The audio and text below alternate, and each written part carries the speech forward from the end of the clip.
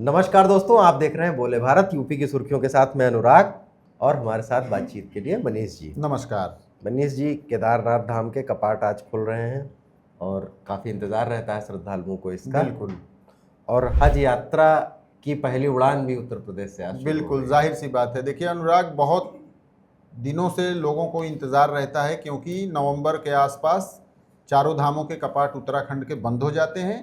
केदारनाथ धाम के कपाट सुबह 8 बजे वैदिक मंत्रोच्चार के साथ खुल गए हैं और चारों धामों में जो सबसे ज़्यादा भीड़ होती है ना अनुराग, वो केदारनाथ में होती है।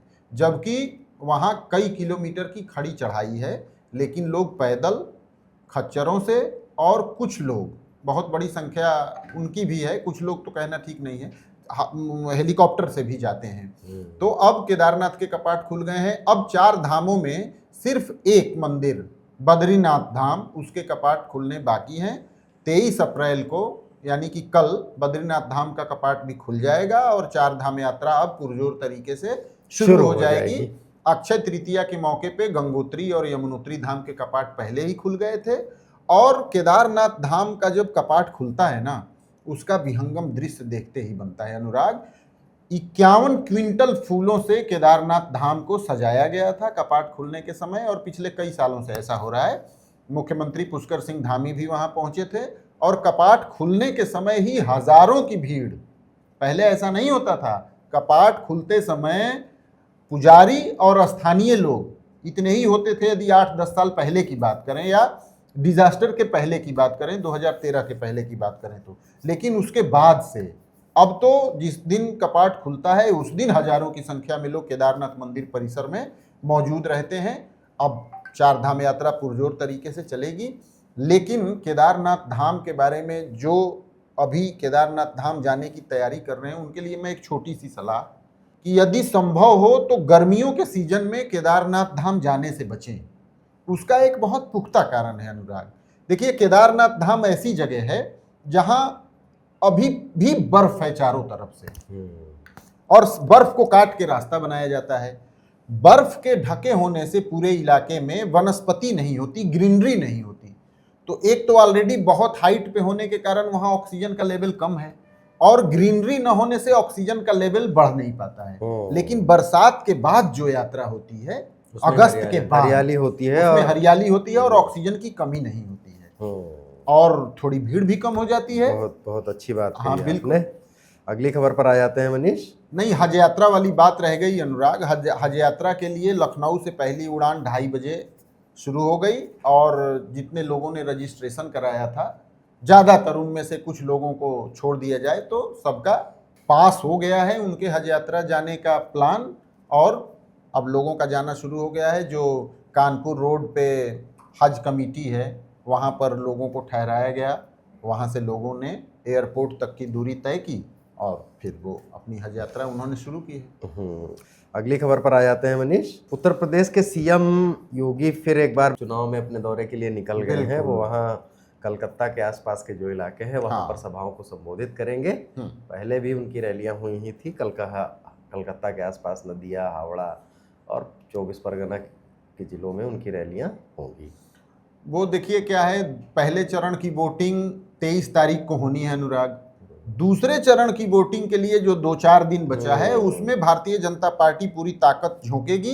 हालांकि योगी आदित्यनाथ पहले चरण की सीटों में भी पहले वो 2 जनसभाएं रोज कर रहे थे, लेकिन उन्होंने जनसभाओं की संख्या बढ़ा के 3 कर दी। अब दूसरे चरण में जिन सीटों पर चुनाव होना है उसके लिए योगी आदित्यनाथ ने कोलकाता के जोरा सांको, नदिया के चकदहा और हावड़ा के उदय नारायणपुर, इन 3 विधानसभा क्षेत्रों में उनकी रैलियां हुई हैं। और जैसा कि वो लगातार मुस्लिम तुष्टीकरण के मामले पर तृणमूल कांग्रेस और ममता बनर्जी को घेर रहे हैं, उसी हिसाब से उन्होंने अपनी रैलियों में फिर से वही अपनी बात दोहराई है और घुसपैठियों के प्रति लोगों को आगाह किया है।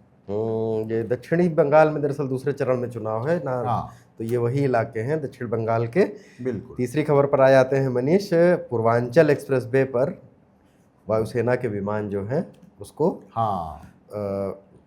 वहाँ के रनवे पर जाएंगे और उसको टच करके उड़ेंगे। ऐसा पहले भी जो अपना ये आगरा के लिए एक्सप्रेस वे है उस पर भी हो चुका है। तो सुखोई और मिराज जैसे जो वायुसेना के अग्रणी जहाज हैं उनका हाँ। एक शो देखने को पूर्वांचल एक्सप्रेसवे पे पूर्वांचल पर एक्सप्रेस देखने को मिलेगा। हाँ, पूर्वांचल एक्सप्रेसवे पे जहाँ हवाई पट्टी बनी है ना अनुराग, वो सुल्तानपुर जिले में वो हिस्सा आता है। तो वहाँ पर एयरफोर्स ने रिहर्सल भी किया पहले, एक दिन पहले, और आज 2 बजे से ये शुरू हो गया था। रात के 8 बजे तक रिहर्सल वो टच डाउन चलेगा, यानी कि फाइटर्स प्लेन्स जो हैं वो लैंड करेंगे और लैंड करते फिर वो टेक ऑफ भी कर जाएंगे। और इसमें जितने भी वायुसेना के अग्रणी जहाज हैं वो सब इसमें शामिल होंगे, जिनके नाम आपने गिनाए।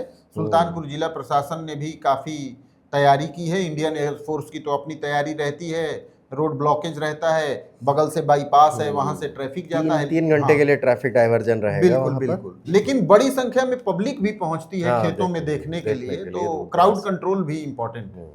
आज फिर आईपीएल का मैच है लखनऊ के होम ग्राउंड एकाना में, राजस्थान रॉयल्स और लखनऊ का मैच है। और ऋषभ पंत की टीम थोड़ा दबाव में है, बहुत ज़्यादा जीत उसे नहीं मिली है। तो बिल्कुल देखते हैं कि इस मैच में क्या होता है। एकाना के सामने भीड़ और झंडे और ये सब टिकट लेने वालों की भीड़ लगी ही हुई है। तो मैं तो ये सोच के मुश्किल में हूँ कि जिस तरीके से 42 डिग्री टेम्परेचर लखनऊ का चल रहा है, उसमें कैसे लोग 4 बजे से लाइनों में लगे और स्टेडियम में एंट्री पाई। लेकिन ये क्रिकेट की दीवानगी ही है। जो आपने चैलेंज की बात कही, वाकई में लखनऊ सुपर जायंट्स के सामने बहुत बड़ा चैलेंज है, क्योंकि जो पिछला मैच हुआ था उसमें टीम हार गई थी। और हमने देखा था कि किस तरीके से एलएसजी के जो ओनर हैं संजीव गोयनका, वो ऋषभ पंत पे भी नाराज हुए थे। इससे पहले वो केएल राहुल पे भी पिछले सीजन में नाराज हो चुके थे। इसकी वजह से कहा जाता है अब एक बड़ा मौका है एलएसजी सुपर जायंट्स का कि वो अपने होम ग्राउंड पे राजस्थान रॉयल्स को मात दे, और यहाँ कम से कम जो उसको मात मिली थी उससे वो उबर सके। ये है तो आईपीएल लखनऊ के लिए तैयार है। और भी जगह तमाम तैयारियां होती हैं जब इस तरह के मैच होते हैं, बड़ी स्क्रीन्स वगैरह लगाई जाती हैं। और उत्तर प्रदेश में गर्मी ने भी कहर बरपा रखा है, बहुत जगह पारा 44 के आसपास है और तेज लू के झोंके भी अब लोग महसूस कर रहे हैं। और कहीं कहीं सड़कों पर थोड़ी आमद-रफ्त दोपहर में कम हुई है, ऐसा लगता है। बिल्कुल, देखिए 12 बजे के आसपास तो लखनऊ की बड़ी सड़कों पे यदि मोहल्लों को छोड़ दिया जाए तो सन्नाटा सा हो जा रहा है 5 बजे तक। मौसम विभाग के अनुमान के मुताबिक 40 से 50 किलोमीटर प्रति घंटे की रफ्तार से तेज हवाएं चलेंगी। अगले 4-5 दिन तो बहुत ही मुश्किल है अनुराग। 26 तारीख से थोड़ा चेंजेस वेस्टर्न यूपी में देखने को मिल सकता है, लेकिन बाकी मध्य यूपी और पूर्वांचल में तो ऐसे तपिश जारी रहेगी। प्रयागराज, बनारस, सुल्तानपुर, आगरा, झांसी, बांदा, इन सभी जिलों के लोगों को तो बहुत सतर्कता बरतने की जरूरत है। सबसे मुश्किल ये है कि लगातार 40 डिग्री के ऊपर पिछले कई दिनों से टेम्परेचर बना हुआ है। इसकी वजह से अब रातें गर्म होने लगी हैं।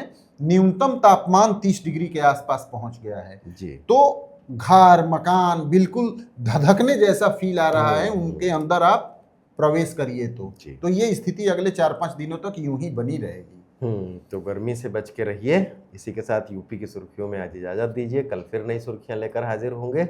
धन्यवाद, नमस्कार। देखते रहिए बोले भारत। नमस्कार।